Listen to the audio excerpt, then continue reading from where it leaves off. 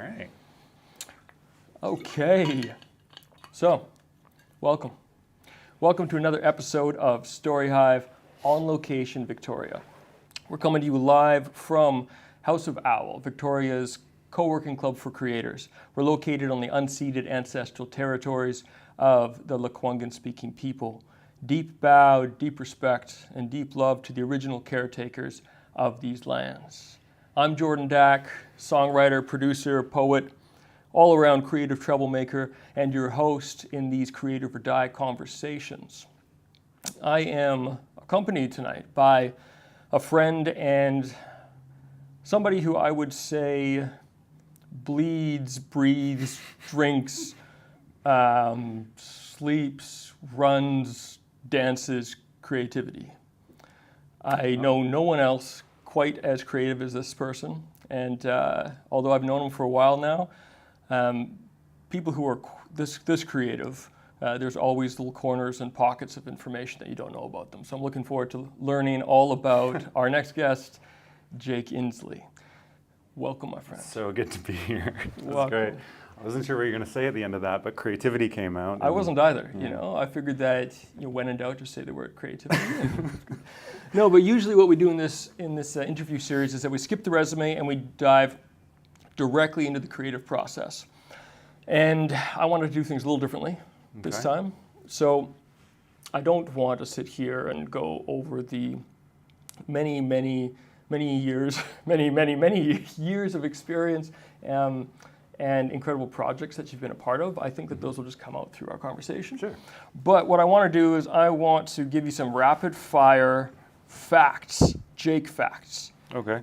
And some of them are true, and some of them are not true. Some of them are false. A mystery. Your job, my friend, is to just let the audience know what's true and what's false. Okay. Maybe like take a beat after every time I say a sentence, and then everyone at home, you guys can guess. So whether you're sitting there in front of your computer by yourself or you've set up a whole viewing party with your homies, as soon as I say the line, you yell out, true, false, and then Jake will correct you. We'll probably hear it from here in the studio. Absolutely. All right. Are you ready? Yeah. Let's go. Jake has been working in TV, film, and live performance for over 20 years. True. That was an easy one. Yeah. This just instantly feels real self-serving to me now. As soon as you said that. It's okay, man. This is an interview. Yeah, you got to celebrate it. We need to be as self-serving as possible. Okay, Jake has worked both in front and behind the camera throughout his career. True. It's true. Jake is the author of a book called The Art of the Audition. False. False. No. He's the author of Don't Think Straight, which we'll get into shortly. It's nice to do that. Okay, so I'm not keeping track of everyone's points here, but I think everyone's probably doing pretty well. Jake runs his own creative agency called Insley Creative. True-ish. Jake helped a client grow from 0 followers to over 5,500, generating more than 12 million views in under 8 months. Oh yeah, I think we did it in 7, which was very hard because it was to do with, I don't know if I can get that specific, but it was to do with a really boring subject. So the fact we did that in that amount of time was a great milestone. Yeah. So it was false, okay? It was 7 months, not 8 months. Yeah, sure. Right? Yeah. Sure. Jake appeared in the CBS series Tracker in 2025. True. Jake auditioned for the role of a cop and was cast in a higher role, the Deputy Talbot. So nerdy. True or false? True. Yeah, that was great. That was such an interesting story. Can we talk about that for a second? No. Okay. No, yeah, absolutely. You're welcome to. Oh, Please. great. Audition for the role. Agent, I remember, because this is really cool. It's quite tough career choice to be an actor. In my experience, it's like, I don't know, there's like 40,000 actor members in Canada, and like maybe 5%, 10%. Someone fact check me, I'm going to be real wrong, but even the real numbers are going to be shocking. There's like 700 who actually consistently work enough, and maybe 2,000 or 3,000 that actually work once or twice a year, and then everyone else. Out of how many did you say? Like over 30,000 in Canada, so it's a lot. Anyway, so getting any role is fantastic, being part of it, and especially on a show like that, it was a fantastic cast, crew, everything was amazing. But my agent called me after the audition and was like, I'm so sorry to tell you, just kidding, you got a hold, which is like you're on hold, it's between you and a few other people. Okay. And then the next email, like the day later, was like, sorry, they canceled it, they actually deleted the character, so you no longer have it. And then wrote ... and then was like, but apparently they wrote you a bigger role, and now you've booked like a much larger role than you would have. So instead of one scene one day, it was like 3 or 4 days and a bunch of stuff in the episode. I'm only in the episode for like 45 seconds. That's a long time in TV really world. Cool. Yeah.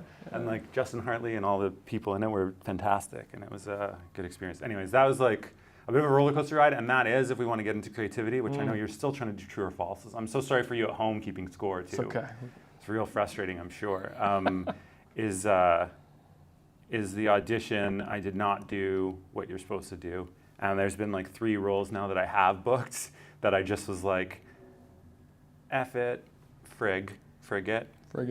I'm just gonna do whatever I want here, and hopefully I'll use the given circumstances for the acting and getting all the acting stuff, but like I went against what you're supposed to do, and those are the ones that actually broke through. And that's an interesting insight towards creativity as well. Yeah. Which camera are you to talk to? Yeah, this is Sorry. Okay. No, it's great, and I look forward to diving in. Okay, let's keep going here. Jake holds a black belt in a martial art. 100% false. That is false. Yeah. His discipline is creativity. Yeah. Jake coaches actors, business leaders, and public figures in on-camera confidence and stage presence.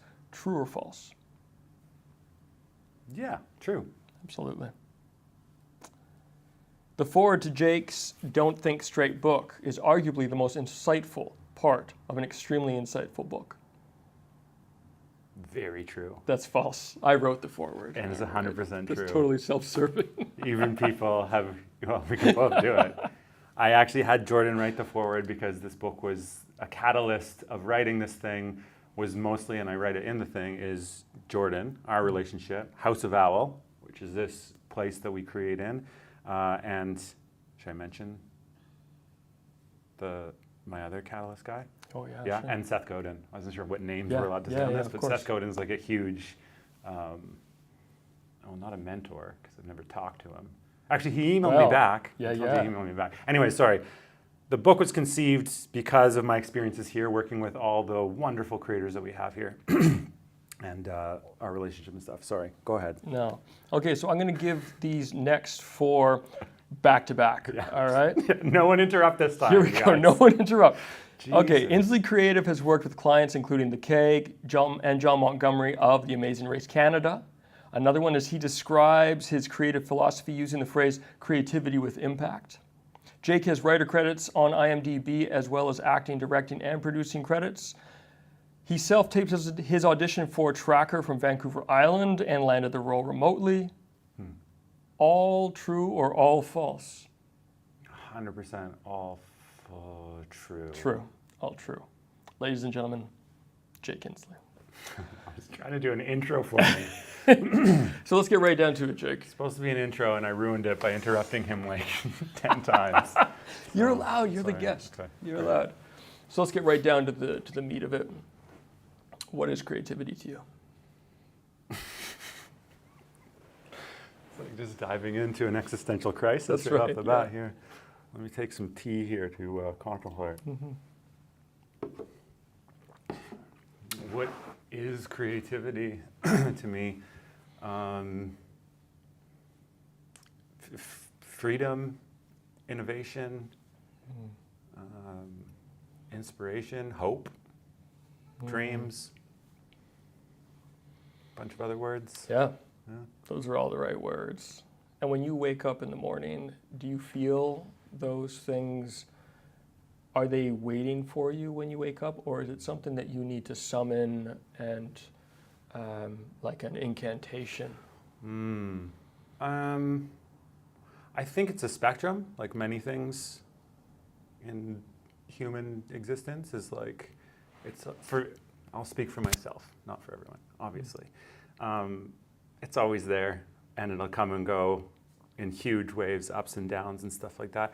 I did, about 3 months ago, create an AI agent to track my like creative spikes. You do a lot of music stuff and a lot of art, now painting too. You do all sorts of creative things as well. And I'm sure you have either times in the week or times in months or whatever where you're like, for some reason, I just like my output is uncanny. Absolutely. Yeah.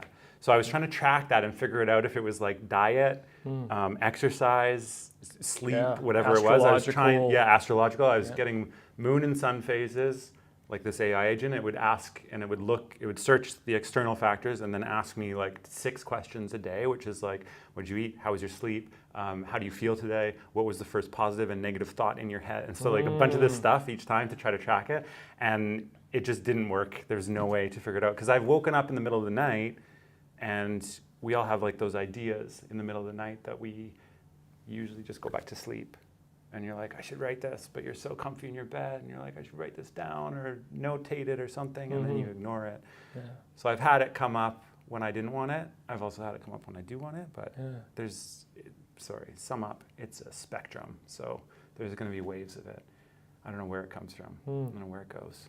Do you find when you listen to that creative urge, all of us creatives, we, just as you're saying, the waves come and go. There's that voice that says, oh, let's do this right now. And oftentimes, I don't know about you, but myself, I will go, not right now. I have to finish this email. I need to do this, that, or the other. And just assume that urge, that inspiration will be there when I'm ready for it. And then when I am ready for it, I'll look for it, and it's not there. Yeah. Do you have that experience? All the time. Yeah, that's tough. I mean, we do have a lot of technology now which can help with those moments. Like I do have, I think I told you about that, the talking app thing or whatever. You can just like, I literally can shake my phone and like spill out a note about blank, and it will like categorize it and stuff for me now and throw it, because there's a lot of notes in my phone. I don't know about yours or yours at home, where you have like this note file on your phone with all these ideas and they just end up staying like that. So we all have those. That's nice to come back to. It's really hard for me to leave it in my brain and walk away. I need to either write it down or talk it. What's it called? Transcribe it, or what is this? Yeah. Note to self it. What's the verb for that? Notate. Notate. Talk. Notate feels good. Embarrass myself on this one. It's notate. Notate. It's like voice to text or whatever it is. So I got to do that for sure to remember. That reminds me of, we did another project.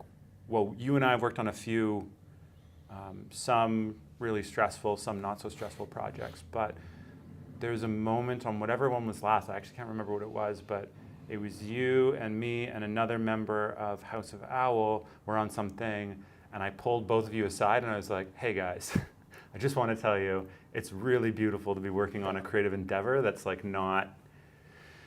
there's not as much stakes as, or I don't know if I use stakes. There's still stakes to that for sure. Oh, I'm starting to get the memories of it now. But it was just like a chance for us to work together again. Because as I was just saying to our new friend Mel here, our in-studio audience, that when we first started, there was just like a few of us building this place up and all these ideas coming at it, and you got to let some go, you got to chase some. But a lot of those were like, looking back, are so cool, because now we're very prepared for a last minute, hey, can you guys make a podcast show on the fly in 20 minutes? Or can you do this photo session in the church down an alleyway with weird lights, a smoke machine, and audio live playing by that guy we saw at our open mic from 3 months, you know what I mean? Sure. And no problem. we're able to, and that's no problem. But you can't do that without, I don't know, the ethos of this. But the point is that there's moments where, so I just got to self-regulate here. There's moments where you need to appreciate those moments. It's a lot of moment, a lot of creativity and a lot of moments here tonight, folks. Yeah. What was the question? I have no idea, but There is a question though that I've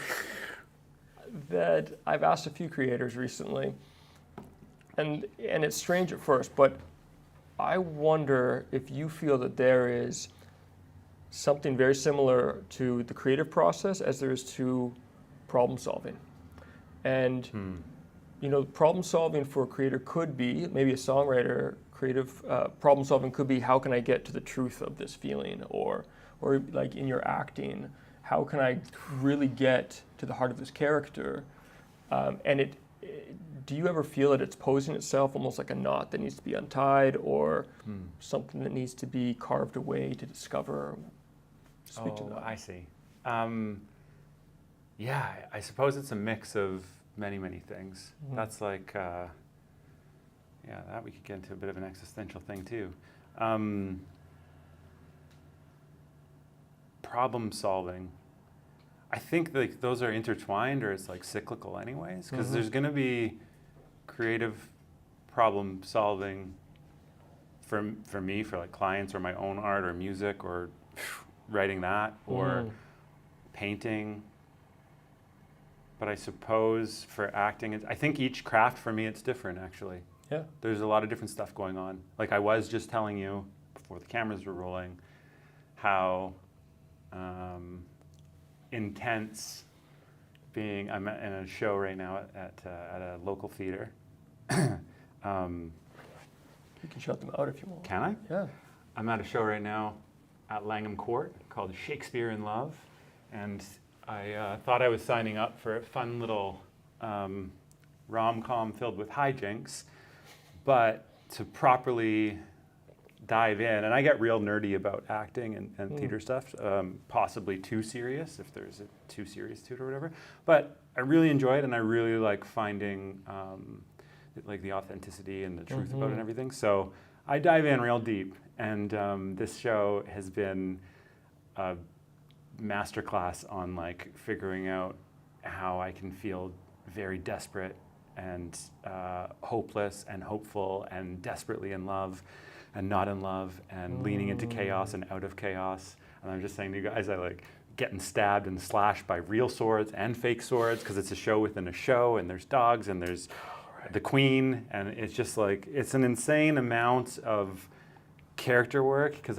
most likely I overthink it and make it bigger than it is. But I have, as I was telling you as well, I have this belief that the more an actor can dive in and be performing, be lost in the character or whatever you want to call it, the more the audience can suspend their disbelief and just ride this journey safely from afar and be able to just look over at another audience member and know that they can just get out of here whenever. But for the actors on stage, you have to fully be in it, or what are we doing? Right. Like you're giving an escape, or maybe one line in that show can change someone's outlook on life or something. And so you got to give dignity and honor and respect to everything that's said and done. The bigger roles, the smaller roles, anything. The physical offers everything. So I said I get way too nerdy about this stuff.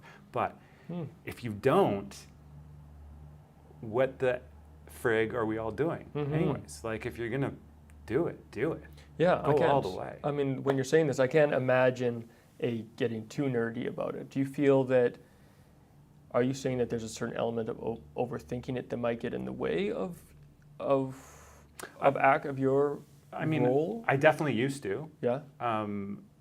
I think not anymore. There used to be this thing where it's going to look over-rehearsed. Right. But like, there's some theater shows that run for months at a time. Like, how is that not over-rehearsed? Like, that's not I don't think, like, you over-prepare for things and then it's got to be spontaneous. That's the beauty of live performance, whether it be poetry or music or acting or confabulation, the storytelling ones, those are cool too. Like anything live performance, drag, anything can happen because it's real time and now. And you got to be able to fully commit to whatever you're doing again, or else what are you doing? I don't know. There's just like so nerdy is a positive thing for me. Anyone who's a nerd about anything is like a beautiful, like that means you care. Absolutely. You care about something. Yeah. That's all it is. And it's a way of honoring what you're up to. Yeah. And I mean a full commitment to it. And so your full commitment to the actor or the role or the art, do you find that same level of commitment in the other areas of creativity that you find yourself in? Because you're in everything, and I never know what Jake is going to be up to next. I go to an open mic and he might be up there singing a song. If there's a poetry night, he'll be up there sharing a poem. And then the next thing I know, well, you've been doing it for a long time now, but offering coaching, social media, helping people really, look their best and become their best and be their best online. Yeah. I mean, you are a creative force. I will state, I'll just jump right in here, that it is both a vice and a virtue. There's something about, first of all, there's something freeing about being in a position I'm very grateful for, that I have the freedom and capability to try all these things. Mm-hmm. Like, I have circumstances that allow me to do that. I am very grateful. Yeah. Put that down. Second, there's virtue to it, because I am able, there is a ton of stuff I've done for many of the creators at House of Owl, many Victoria people, many of my acting students. I coach volleyball too, right. Many of those people that I'm able to do a little bit more for, or inspire a little bit more, or push a little bit more, or spark some new way of thinking in them, because I have the innards of my brain are just connected to a million different fields. Mm. So it can be virtue, but it's such a vice, because it's if you want to do everything, you're not going to do anything. There's that keeps coming back, and that's been a huge problem for me in having a single focus, which is beautiful that I was actually able to finish a book. That's a huge deal. Even after the moment it first gets published, I'm like, oh God, I need 30 revisions to it. I want to add this section and this section and this section. Mm-hmm. And now I don't even know why half of it was there. I'm still very proud of it, don't get me wrong. But it's just as soon as something else sparks, I'm taking it and I'm oh, why doesn't it just go in the book? Or why didn't I just use that for this client? And then I'll call them or something. Right. I literally did that today with one of my current clients. I created a whole new design for him without, that's not part of our contract. It was video. Did you ask for it? No. It's doing video for him and doing things. And I was oh my God, this is going to help him so much if I do this. And I also give him we were videoing and I took screenshots of it so he can now use it for his thing. And that was not part of it. And I'm so happy to do that. There's no issue with that, but that can be detrimental to creating a sustainable financial future for many creatives, and especially for me when it's just oh, but I'll just do this thing because I can, and that's so understanding graphic design, photography, videography, filmmaking, acting, some tap dancing, maybe playing guitar, piano, writing songs, being involved here, which just keeps me in this perpetual state of wanting to do what everyone is doing. I've literally had conversations with you before where I've been I want to be involved in everything. Also, Jordan, I'm sorry I'm involving myself in everything. Also, what are you guys doing over there? I'm just what's happening over there? I'm just oh God. Just so vice and virtue. And that's the thing. I can't say that anything has taken off like crazy and we're coasting now in life, but I can say that I'm super proud of all the things I have done for these various clients and students and actors and athletes. Because it sounds I don't know, tell me if you agree, but for many creators, the creative juice and energy feels you can feel it. It feels amazing, especially when you're in the moment with it and it's really just flying and you're in that state. Does creative energy when you're acting versus writing a song versus coaching versus directing, does the energy does it have its own distinct texture, or does it all just feel like creative energy coming out in different ways? It's a little bit of both, I think. I find I definitely believe, I think it's scientifically proven, so does that still count as a belief? Yeah, it still counts Sure. as a belief. I definitely believe in like finding flow state in all things which you're doing, whether it be, even if you just like hot dog eating contest, I'm sure some of those dudes or dudettes, women, men or women, everyone can be at a hot dog eating contest, you guys. It's welcome to everyone. Yeah. And I'm sure they find flow state when they're in there. Do you know what I mean? Taking the hot dogs. I don't know why I use hot dogs. I really like saying hot dogs because of that Tim Robinson, the way he says hot dogs, and that thing is really funny. So sorry, I digress. We're having a good time. But wait a second. Do you think there's a flow state to hot dog eating? I think they can find it, and that's probably the winners. So you're right. So you're talking about being totally in the moment with whatever you're doing, whether it be eating hot dogs. Yeah, I was just using that because I don't know why I thought of hot dogs. I just like hot dogs like that because it's really funny. Okay, gotcha. Stole that from Tim Robinson from I Think You Should Leave, I think is the thing. So anyways, there's moments when I'm coaching athletes or actors, or today, a client I had today in the Dream Lounge down here, where like I just start hitting this stride of sharing something, and most likely I'm pulling it from one of the other many areas that I've worked in to relate it to where we are now and how it can help him be better, or one of the athletes be better, or whatever, in some way to relate it. Like, do you know what a haka is? No. Haka is like, oh God, I'm gonna butcher this. Haka is like, it's what rugby players do before playing. You know, they do like a the New Zealand. yeah, indigenous- like, yeah. is that right? Yeah, something like that. I just butchered it. I'm so sorry if I offended anyone. I did not mean to. I was just trying to show up. So we created like a haka for the volleyball team, or I did, and it's I'm coaching junior girls, grade 9, 10, and we can find a place where they believe in doing a call and answer with stomping feet and clapping before a match to amp them up. And they're just repeating little mantras that I've written for them that directly relate to their experience in our team so far, and what the like subtext or subconscious things that I need to slide into their development as an athlete and a human being, and a human to grow and be better and be a little happier with what they're doing.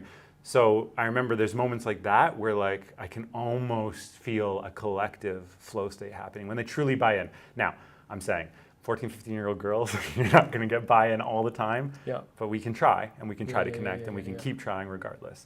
And then actors, when I'm on a huge rant in an acting class and I go off in some random state of status or manipulation of the audience by either sitting like you are right now, or if I'm going to sit like this, and then your voice drops and stuff like that. And finding that, and when I get into those things, so there's like flow state will come and find its way in, and I just lose myself. And I've already done it a few times tonight, where I just apologize for talking too much, and now I'm just embarrassed that I spoke. Flow for so state long leads with to that. apologies. Yeah. But No, I I mean, get what you mean though, for sure. Now, being as like multi-creative as you are, sure. One thing that multi-creative individuals do is that they're very good at pivoting when they have to. Right? Has there ever been a time in your creative life or otherwise throughout the years when you've had to make a fairly profound pivot, and tell me about that? I mean, there's small scale and large scale. For the clicks, large scale is probably smarter to talk about. We don't do this for the clicks. But I did move. I moved across the country. I was living in Toronto, and moving across here was quite a challenge creatively. I've found personally, and I could be wrong, and it could just be my own self-perpetuating self-talk or whatever that's not healthy, is that my postal code has really affected the access to acting stuff on TV and film. So what did that pivot look like then? Well, in Toronto, I just had like kind of broken through to some casting directors and like some bigger shows, and started getting seen like more and more frequently, and like just booking a few things here and there, and like this trajectory. And then I don't know if you guys have heard about COVID. You know COVID? COVID, yeah, that sounds familiar. Yeah. So COVID hit, Yeah. world ended for a minute. and Toronto had its problems just like everywhere else, and so everything shut down, like everything. We had to restart or whatever, and then at the peak, the second peak of COVID or something, I don't know what happened. It's all like a blank 3 or 4 years, or still going, or whatever it is. But I remember thinking to myself, if I was ever going to move back to Victoria, this is home for me. I don't know if we covered that. Born and raised, and then left. If I was ever going to move home back to Victoria, to where like my family and stuff is, it would be if the world was ending. And like there was a brief moment where I thought the world was ending. So I was like, okay. So this is it. I was starting to do, I didn't even talk about this, but the acting was starting to pick up. I was starting to do more directing and producing, some comedy shows, short films, and like really starting to amp up all of my creative stuff. And then it was just like gone. And then moved back here, and there was nothing here. People will say all sorts of things about Victoria. I think it's changed a lot in the last 5 years I've been here now. But one thing I was really yearning for was like arts and culture. You can I don't know if people throw rocks still, but you can throw a rock in Toronto and hit like a music venue or a cool fashion neighborhood or Kensington Market. Like it's just like everything is so, there's so much culture there that was very addictive to me. And coming back here was a bit of a shell shock. And then when I discovered, I don't even know if we're supposed to talk about House of Owl on this thing, but when I discovered House of Owl, you remember, oh, I love this. I get to tell this story now. Let's hear it. So I saw this Facebook post that was like, are you a creative in Victoria or something? It was like, you got to hit your keywords.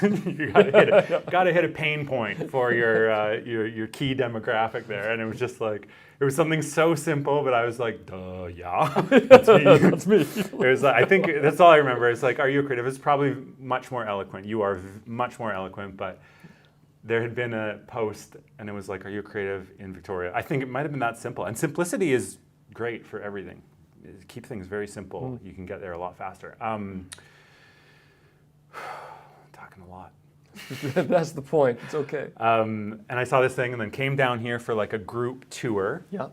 But this room didn't even exist. The Dream Lounge didn't exist. Half of our studios were like boxes and insulation and 2x4s. Half paint. And I think Ulu was kind of done at that point. But anyways, I walked in the doors and it was an empty shell of what could be. But your innovative ideas or your outlook or whatever you said to us, I emailed, I think it was email. Was it only email? It wasn't on Instagram, I don't think, or maybe it was. Anyways, I felt like I got communication through different modes from you. I messaged or emailed Jordan like 7 times or something. I was like, hey, you know what you guys should do with House of Owl? You should actually like build out this new like film thing or something. And then, oh, you know what you should do? You should post something that's like, whatever, some weirdos, home for weirdos, let's go or something. And I was like, then I email him again and I'm like, yo dude, hey, did you hear about this music thing? We should do a music thing that's like, get 5 musicians to fight with paint. Like get them to throw paint on each other and then write a song about it. And then I like email again. He's not just making that up right now. That was an idea. And then he emailed me back and was like, look, Jake. Take a breath. He's like, look, Jake, maybe we just do energy exchange and you come and do some social media work for us and we'll let you hang out here. Well, I knew. And I was like, fuck yeah. The moment that I met you, and you know, it was like we were down in the parking lot. There was a group of maybe 5 others there. And they were all kind of huddled up to the door, and I was letting them know a few of the basic housekeeping things about House of Owl. I was trying to be cool. And then about 20 feet away, there's Jake in his sunglasses, leather jacket, collar up. No, probably not quite like that. No, bad posture, standing in the corner to not offend anyone. But it was like, oh, who's that guy over there? And he came over, this actor from Toronto, and I was like, okay, what's going on here? And as soon as you got in here, you were like a kid in a candy store.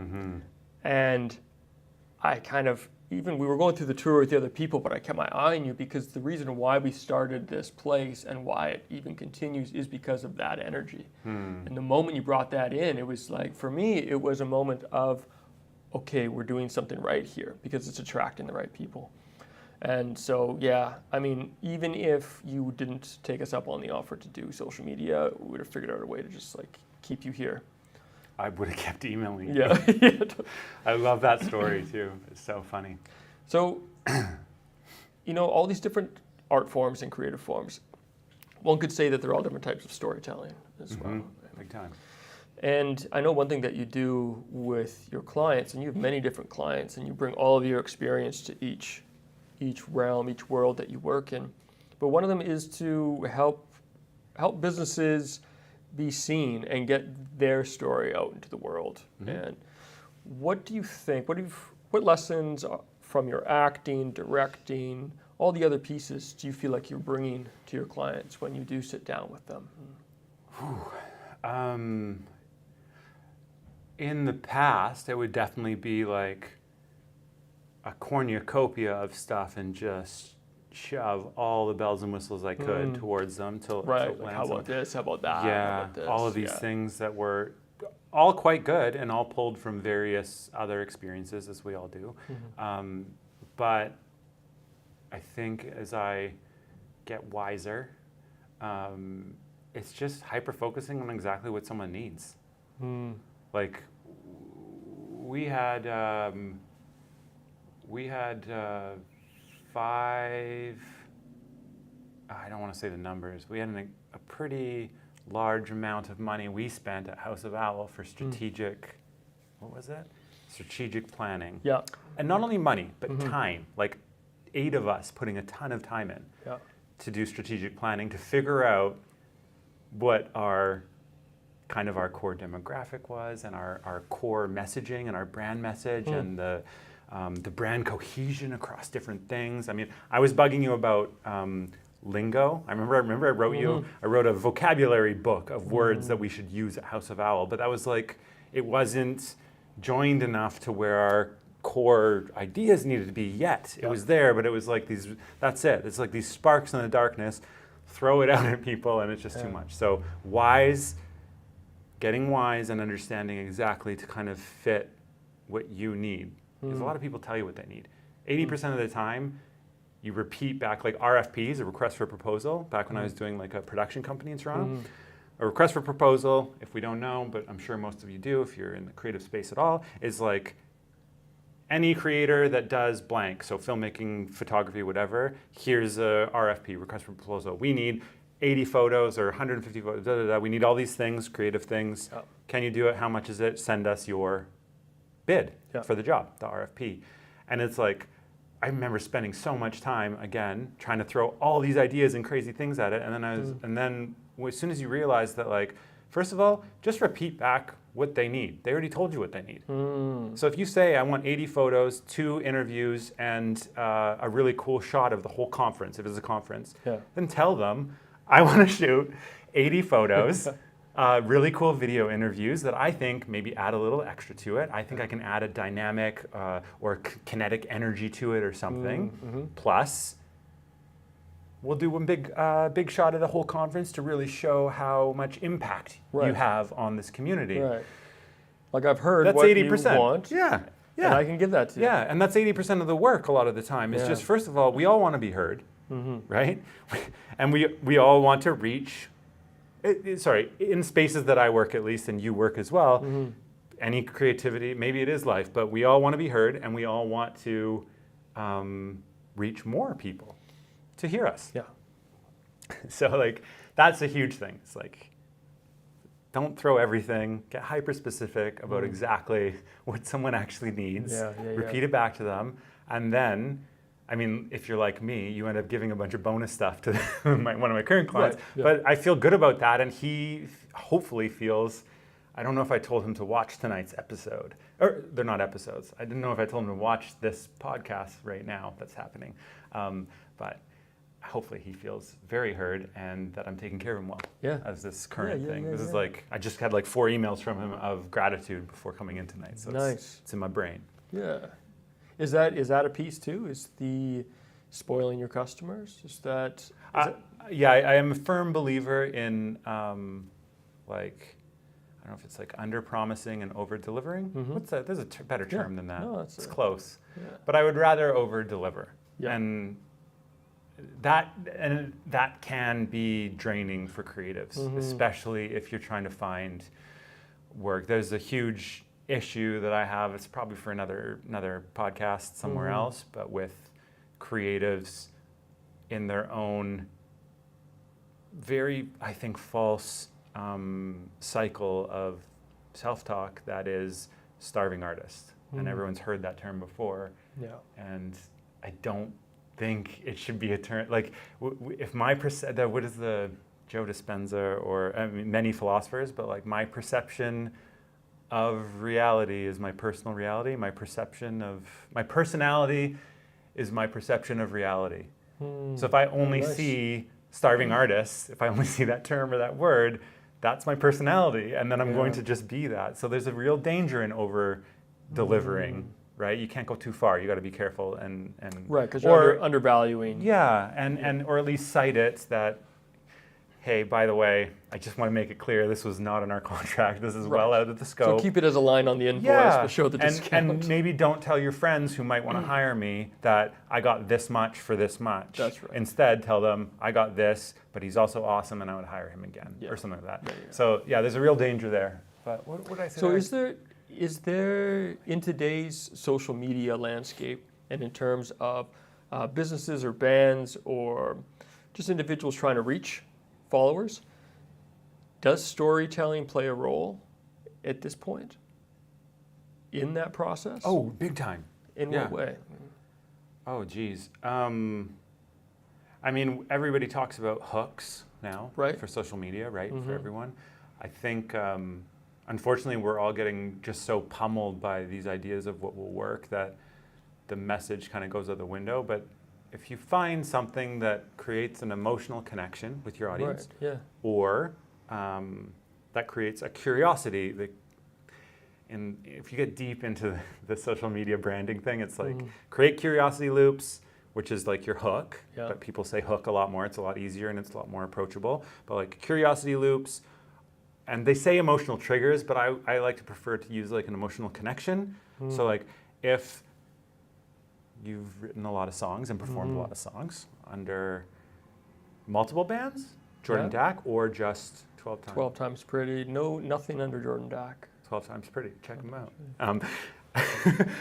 But you take one of those songs that feels melancholy or whatever it feels, find the like core emotion of the song, put a simple overlay. This is a thing that just kills me. There's a very simple way to like break through. Like you're putting down the math here. This is the formula. Sure, yeah. But I mean, I'm still learning. The more I know, I don't know. Write that down. But like for a song, you take the emotional hook, is musicians say a lot, the hook, right? Take the emotional core of the song. So any of your songs, what's one core emotion from one of your songs? We'll do it right now. What's a core emotion from one of my songs? Let's say sadness. Great, sadness, very broad. So then you get 15 seconds of like a really cool part of the song.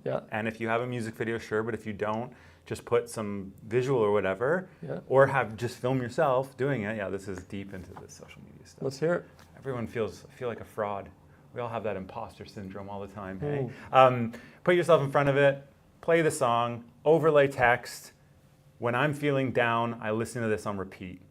Who's not gonna pay attention for like an extra second just to see? Your song gotta be good, right? It's gotta have something to it. It's gotta feel that emotion, needs to back up. But if you find an emotional core, and it works for like anything you're doing in social media, because we all have such short attention spans right now. If either of us opened our, I don't even have my phone here. If either of us opened, I'm not going to either. If either of us opened our phone right now and got on any of the various normal buttons we press on our phone, which opens up the normal, whatever one we're always going to, almost on autopilot, there's going to be like 13 things hitting you in a quick moment. Of course we all have a short attention span.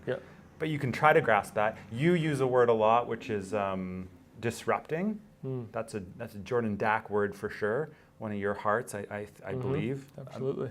Okay, yeah, I'm not trying to project on you. No. What I know of you is like disrupt sure. is like a big one, and like breaking through the noise, or there's some phrase or term you've used as well, which is absolutely. that. But that's it. It works the same for everything. It's just the only problem is, I mean, I'm even more so, but it's like our short attention spans are like here. Yeah. So grab someone, invite them in, and if you can't do it from the emotional connection, when I feel sad, I listen to this on repeat. I mean, we've all done that with a song. A million times we've all done that with a song at some point in our lives. So you're connecting with probably some nostalgia there. There's probably a nostalgia thing there too. Or curiosity. So like, what's big, we worked with Finest Summer. We'll drop him. Love that guy.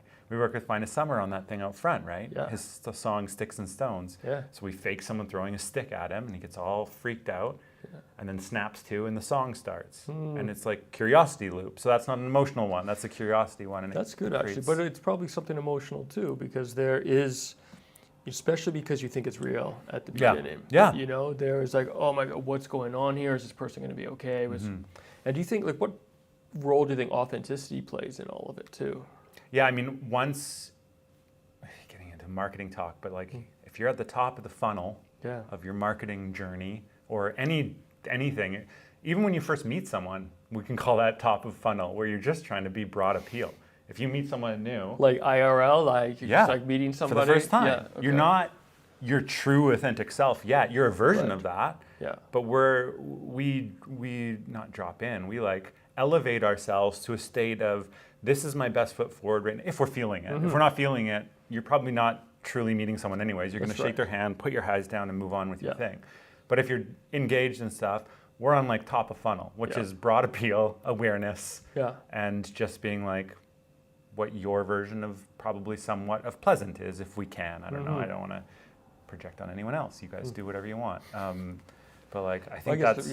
depends who you're filtering for. Exactly. And then you get down, and once you get down and the relationship's a little bit deeper, we can be a little bit more authentic and more real. But this wasn't a lie. It was just it was just like... I think this is a great example. And then we can go down and down. Yeah, because you're relating like an actual, in real life encounter with another human being, where in real life things take a little time, you know? And you juxtapose that next to social media, where it's just, you've got, 3 seconds to actually hook somebody as they flip on by. So, you know, like how quickly do you need to... Flow state, yeah. I like it. Right? Like how quickly do you need to, if authenticity is part of the hook, how quickly do you need to exhibit authenticity? Like, like that's quite the skill, is to actually communicate authenticity within 3 seconds. I mean, that's going to be real hard. That's tough. I mean, but that's also why it's down the funnel a bit. Right. If you can do it, and some people have, that's a beautiful thing. And most likely, I would say that's why those, like, I don't know if it happens anymore, but I've definitely seen some videos or like clips on YouTube or socials or whatever, where people just hold their phone and are in the midst of crying. Oh, wow. That's authentic. Right. Well, I mean, some people maybe fake it, but generally, like, if humans see tears, you're going to feel something, I think. Yeah. I mean, not everyone. Everyone has different reactions to it, but I think the broad, again, we're talking broad, top of funnel. If the broad thing is there, that could be authentic and broad, but I don't know. And I remember, like, you know, a few years ago, it was all about the polished Instagram content. And it was new, Instagram was still new, and everyone loved how sparkly everything was. Everyone was sharing their best photos and videos. And then things started to shift, where people just wanted to see the BTS, they wanted to see the real world, you know, your real world, even if people were kind of, you know, making it more look like, but it's more rugged, and I guess that's part of authenticity immediately, is just the treatment. Yeah. Right?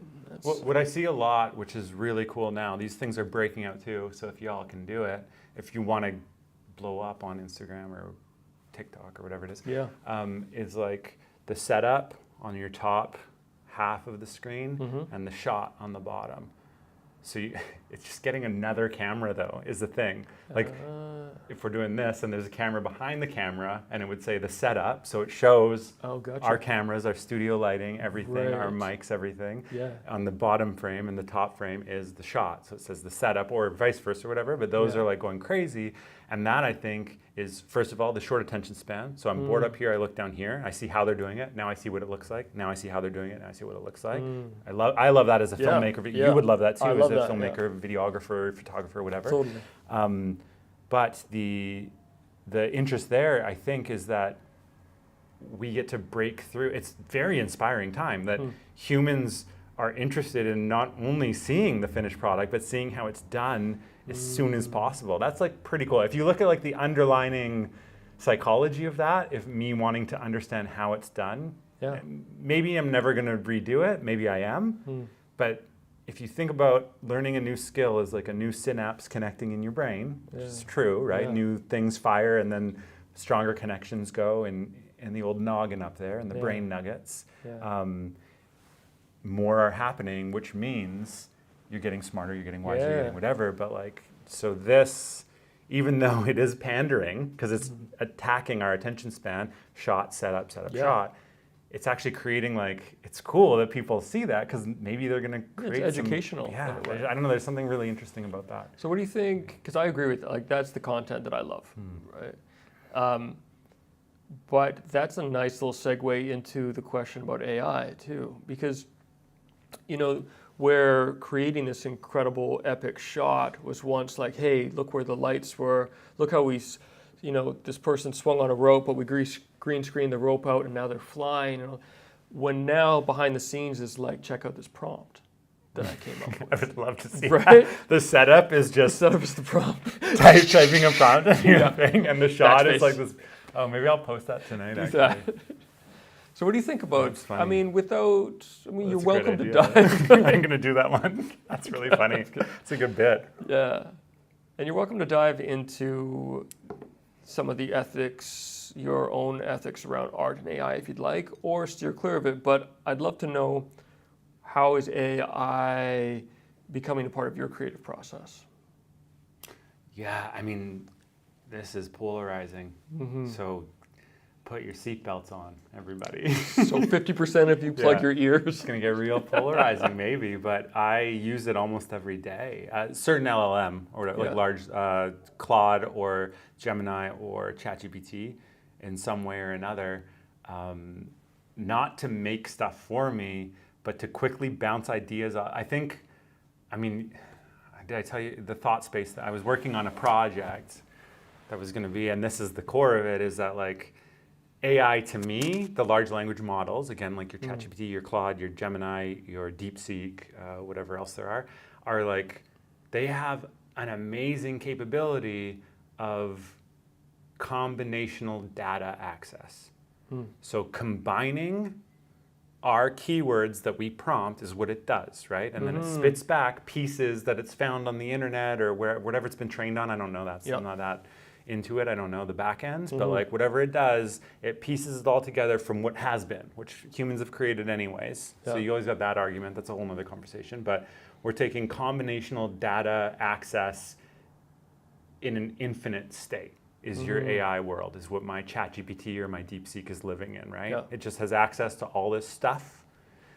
And if I say, hey, I got this idea for a bird feeder that slowly learns how to speak back to birds. What do I do for that? And it's going to pull all the best pieces of every bird feeder and then every AI program right now, and there's some that are trying to learn how dolphins talk and how whales speak and how birds speak, and it'll just combine. It's all combinational data coming together. And then it'll spit out this thing that you're like, oh my gosh, this is amazing. And it is amazing. It's fantastic. And I'm no pro on AI either. I'm not stating that. It's just what I've learned from some deep dives with AI.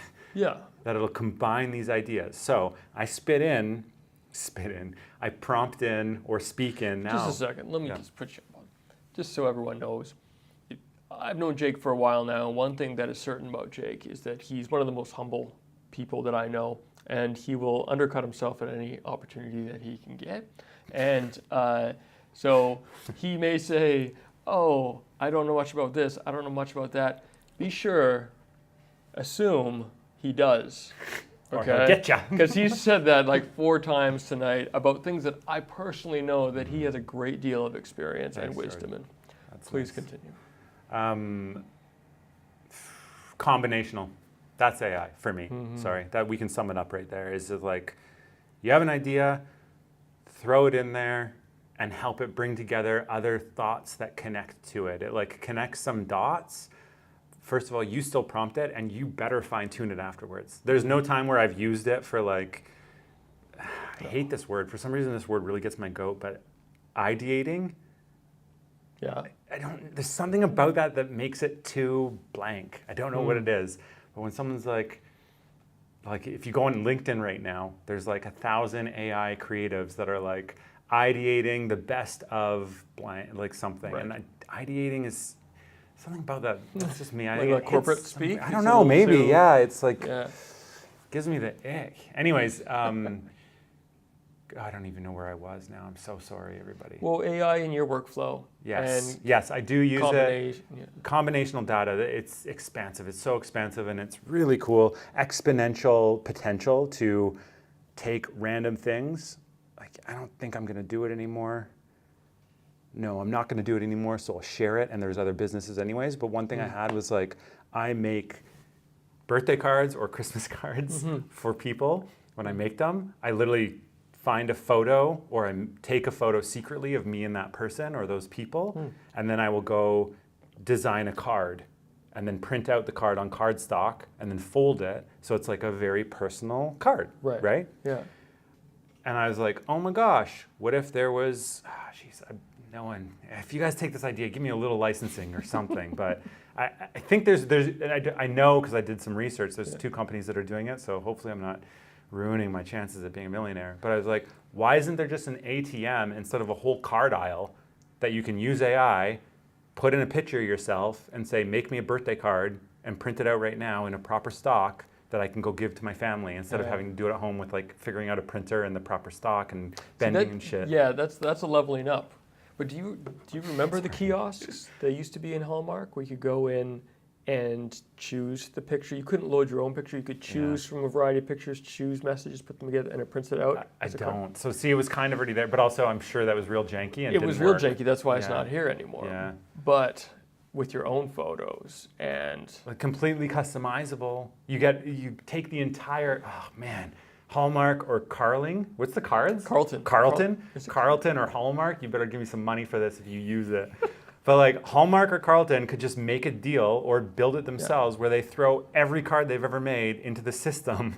Yeah. And like even if it's not custom, just remove so much real estate from every grocery store and pharmacy and you have this thing. So that was an idea I had and I was like, hey. It's a shelf space solution. Hey AI, here's this thought I had. I want to do like a greeting card custom thing, but like make it like an ATM machine so I can print on demand because I make cards for my family and loved ones that I like take a photo and I like write out a thing, make some cool designs and I like literally do it and then I'll print it out and bend it, but then I got to cut it and it's weird and awkward. And I was like, how do I get a 2-sided printer that prints it out on cardstock and I like all these things and then AI, the LLM that I'm using, whatever it is, will go out and be like, pull a bunch of info from everywhere because it has access in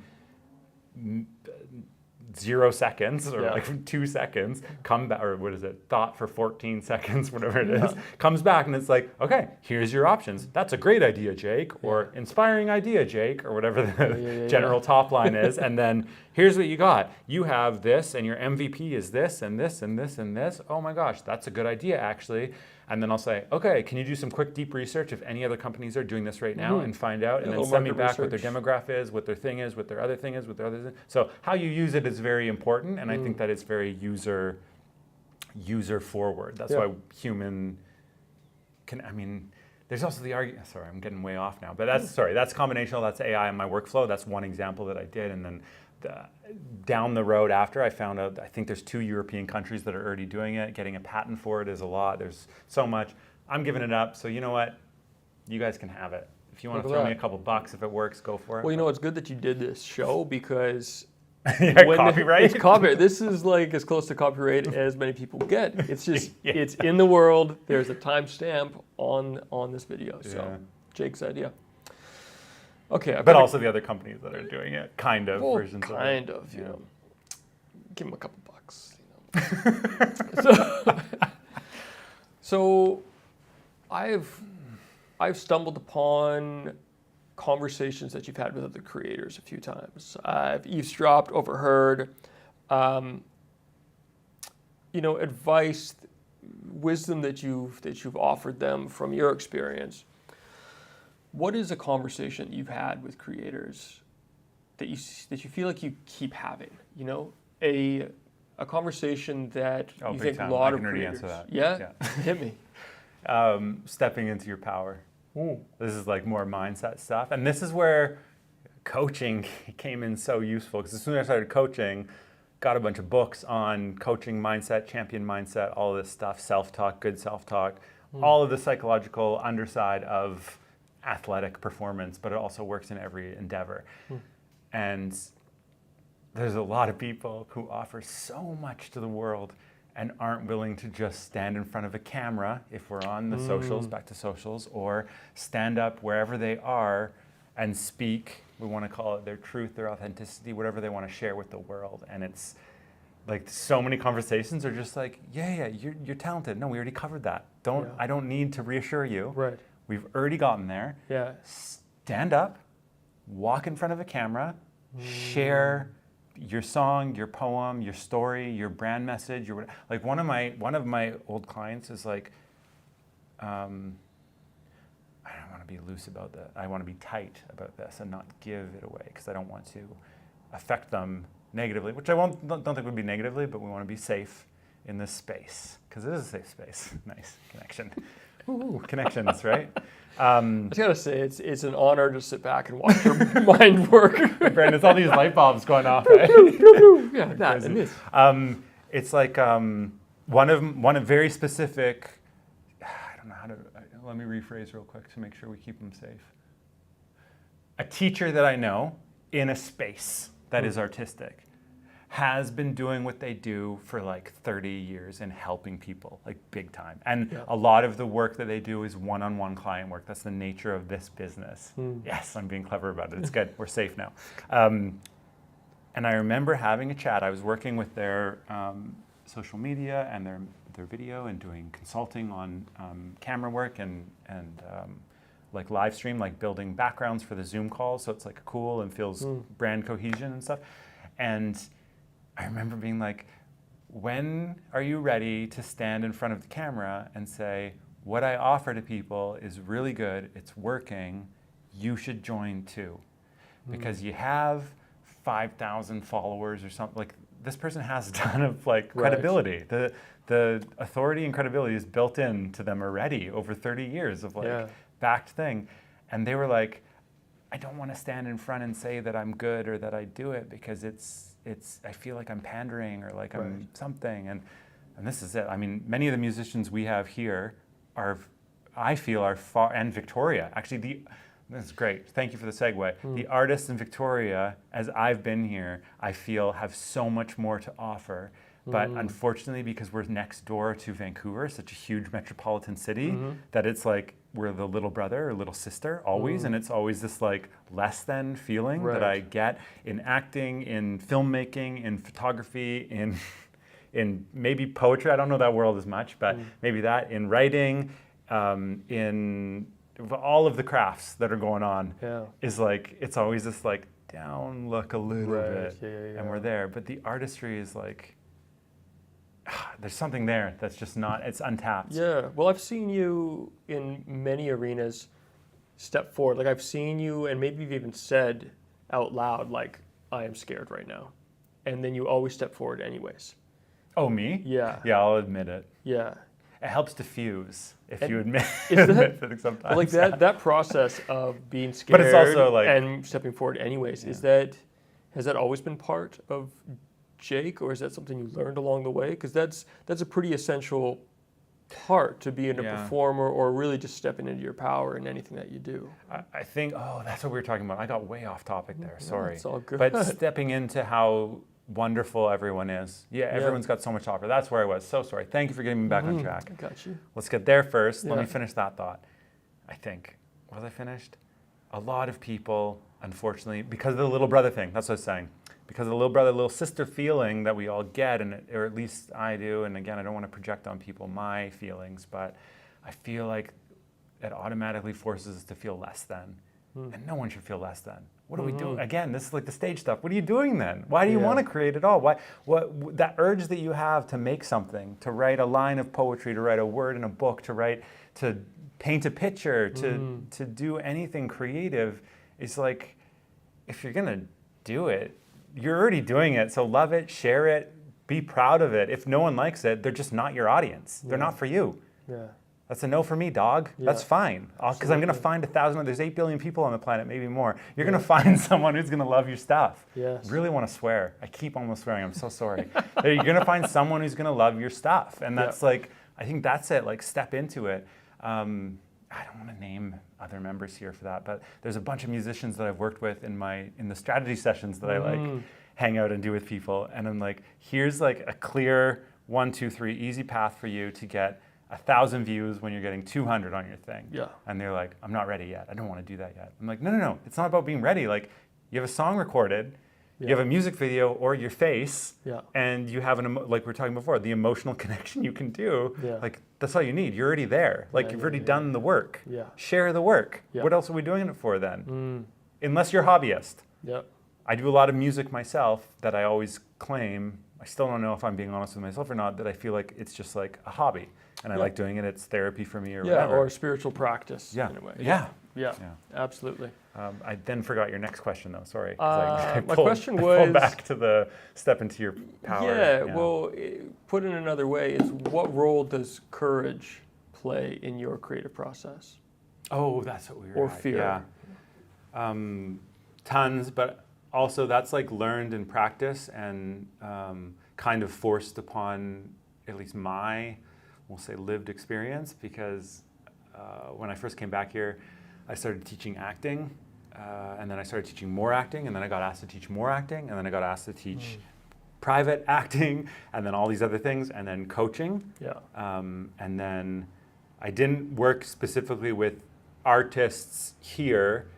Like, let's separate, even though it's not that separate, but let's separate actors from other artists for a moment. Yeah. I didn't actually start working with like other artists until a few years later, but with all the students I had when it was like teacher, student, I quickly came to a realization. I read a lot and I watch a lot and listen to a lot of Joe Dispenza, Abraham Hicks, Earl Nightingale, Seth Godin, a lot of people that are big on leadership, philosophy, ideas, self-love, self-efficacy, agency, et cetera, all that stuff. How the brain works, synapses stuff is the Joe Dispenza, which I keep dropping a lot. And I quickly found that unless I was willing to do it myself, like show them myself, like stand up on the stage or on the court, wherever I am, whatever field I'm in, unless I'm willing to do it myself, like, why would I ask them to do it? Yeah. Why are asking you to come out and then scream at just beside the camera for an eye line, or if we put an actor there, just to your acting thing? Why am I asking you to scream or yell or cry or say you love them or whatever it is, if I'm not willing to show you what my experience of doing it would be? Everyone's going to be different, and it's not, there's stuff like that. And then same with on the court. That was like, I was like, oh man, I don't think any coaches really do this, and I'm probably wrong for the athletic side. So if there's any athletic coaches that coach at most coaches, if you call yourself an athletic coach, are higher level than me. But there's like, I was instantly like, okay, well, I'm going to compete. It's grade 9, 10. So I was like, I need to compete, but I also need to get in shape, like really good shape. First of all, to keep up with them, because they got some, they got it. And then like unlimited energy, and then also prove it to them. And I'm like, I'm kind of old now, or it's all relative, I guess, but like I got some knee things going on, some back things I've worked through, and like I do a lot of yoga and stuff, but there's lots going on that could break at any moment. Like it's jumping off this table and there might be an ambulance. You never really know, right? Or I'll be fine, absolutely fine. But with that, again, with coaching, I was like, well, if they see me be intense on the court and they have like a person they hopefully trust by now, it's a few weeks into our season, if they see me training on the court as hard as them or challenging them or doing something that we tell them to do, they have no excuse not to do it. Because if this weird dude who's yelling spiritual enlightenment at you while trying to coach you volleyball is able to dive or run way outside the court and hook a ball back in, then I can do it. You know what I mean? And so that was a lot of it, is like, and that's breaking through that fear, is that it was just like, unfortunately for me, I had put myself, and I take full responsibility, I put myself in a position where my only option was to walk into what scares me a lot. But it permeated into acting work. It permeated into the Scott Alderson thing. That was scary and intense and like a lot. And the fierceness of that clip we did for the drips was like, that's still one of my favorite things, because I was feeling that, man. And you can, I hope to believe that people watching it can feel it. I know I can feel it when I'm watching myself I back. know I am very biased, and this was a project that I was a big part of, but it was with a film. Context. Yeah, a collection of poetry films, all put together, about 8 poetry films all put together, visually represented in film. And one of the poems, and this was all based on an amazing poet, Scott Alderson in Calgary, his poetry. And one of the poems featured Jake, and the poem is called Drips, and it's about this, the sound of this faucet dripping and just driving this poet, this character, insane. And what we had done, the vision was, let's go into the bathroom, let's set up a C-stand above Jake's head and connect a hose above it and have the water pour, it's like full out ice cold water. Ice cold water onto Jake's head, and start with just a drip. But by the time the end of the poem got here, which Jake learned the whole poem and recited the poem during this video. Yeah, we lip synced it. Yeah. Lip synced it. Cool. And the water would just increase in ferocity until it was basically drowning this poor man. Yeah.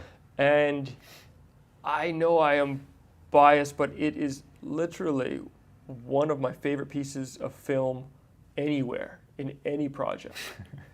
You have to see this. I'm just blowing a little smoke. No. Right now, but This is... But I mean, that was you too. You directed it. Your heart So, stops when you watch this cool. scene. Yeah. And yeah, it was phenomenal, and it took a certain level of dedication and commitment. But that was it. When we were in that first writing meeting, whatever you want to call it, the little group thing we had in the moon room over there, it was like, hey guys, this is Jordan. Hey guys, we have 9 days to do this thing, this poetry film. Here's like kind of a brief idea. And then, because we're around a million different artists that are thinking a million different ways, they're like, okay, well, here's what we'll do with this scene, here's what we'll do with this scene, here's what we'll do with this scene, and like there came together really zero fast. fear in that room. And then the one thing was like, Jordan's like, I have this idea for the washroom, as he just contextualized for everyone, where he's like, I'll do the thing. And before he could even finish it, I was like, I'll do it, I'll act in it. And this is dangerous I just realized that this is dangerous for other reasons, but we won't talk about that. And instantly I was like, boom, I'll do it. And then I didn't think of what it fully meant, but that is walking through. And that is, first of all, I'm big on leadership and leading by example. I don't like people that say, why make your bed? I don't know why make your bed, but people who say, make your bed, and then don't make their own bed. Right. I don't like those people. I don't like people who don't do what they say. Eat your hot dog and don't even eat their own hot dog. Yeah, right. Nice callback. Right?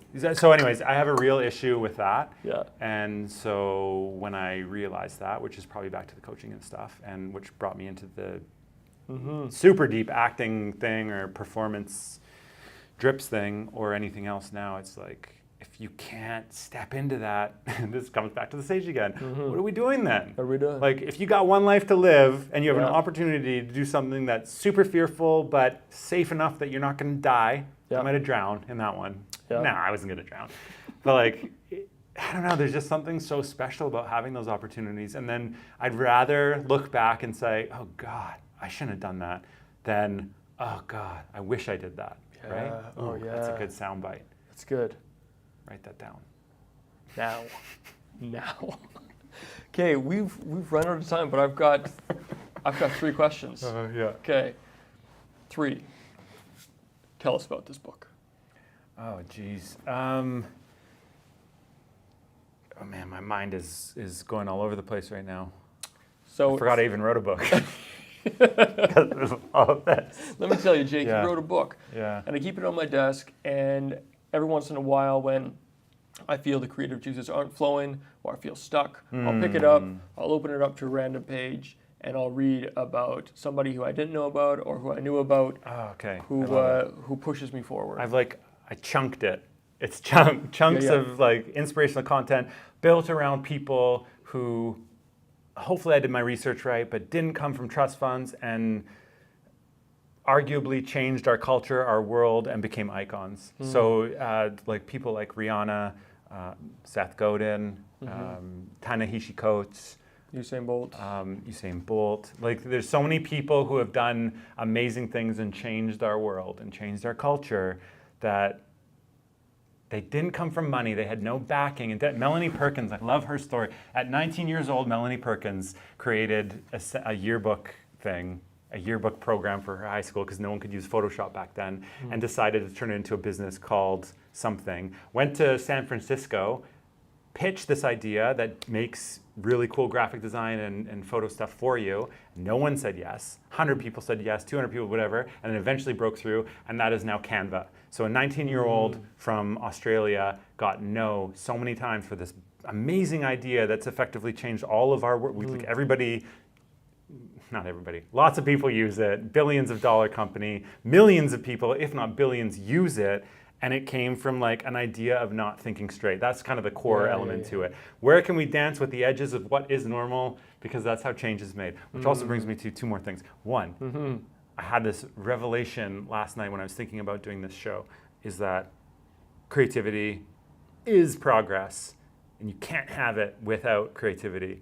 Any major change that's happened in the world from the dawn of man until 100%. today, someone needs to be creative Someone- and be something somewhere new, along the line or we're getting nowhere. needs to be We're creative. still sitting around a fire telling stories, which arguably is probably a beautiful thing, and we all just want to do it all the time.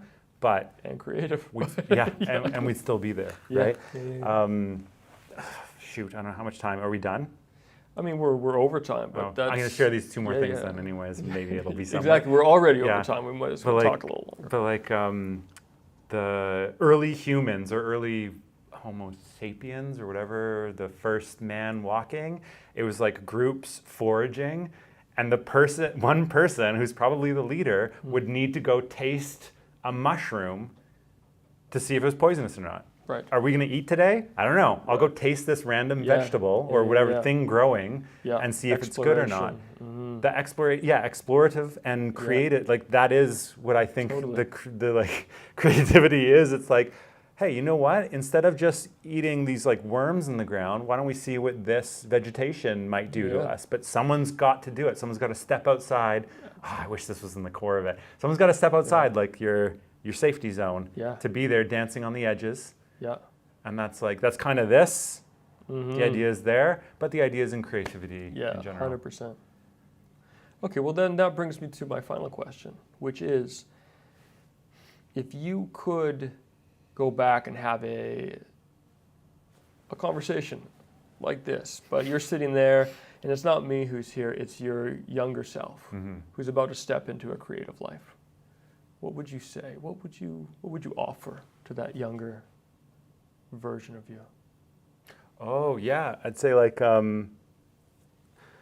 I'd say, do you want to play it out right now? Yeah. So you're the I'm younger young- version of I'm me. young Jake, yeah. I'd probably go out and be like, everything you're gonna do is right and wrong, so just do it.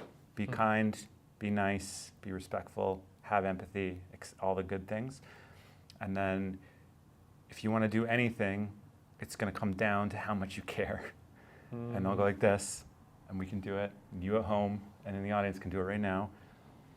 And I stole part of this from Seth Godin, but I've warped it drastically for my own needs, which is right now. And then I'd say, it's going to come down to how much you care about it, or how nerdy you want to get, whatever you want to use for the terminology. I'm going to say, put your hand up as high as you can. So go ahead, put your hand up as high as you can. Yeah, you at home, we'll wait for you, if it's even recording anymore. And then I'll say, Oh, it is. if you care enough, put it up a little higher. Right.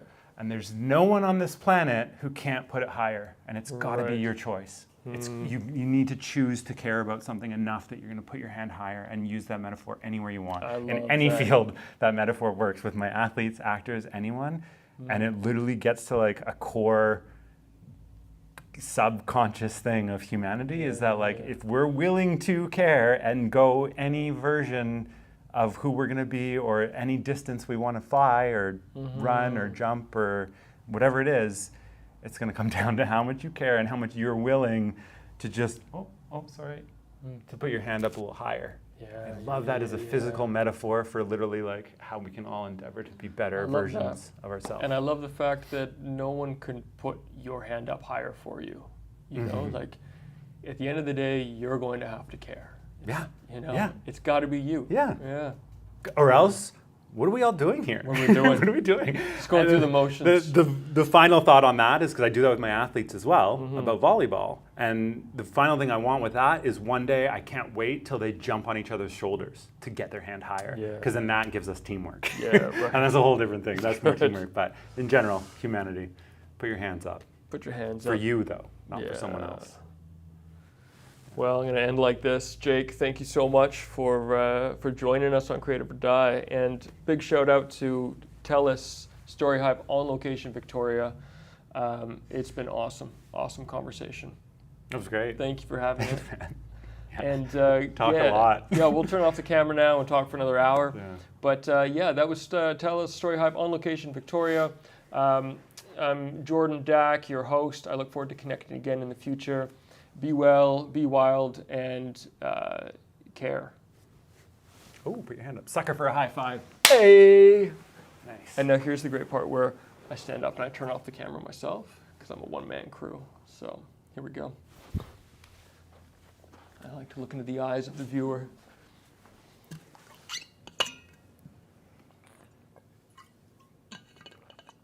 Okay, that's been saved. That was great. You could have showed me how to stop it. That was a lot of talk.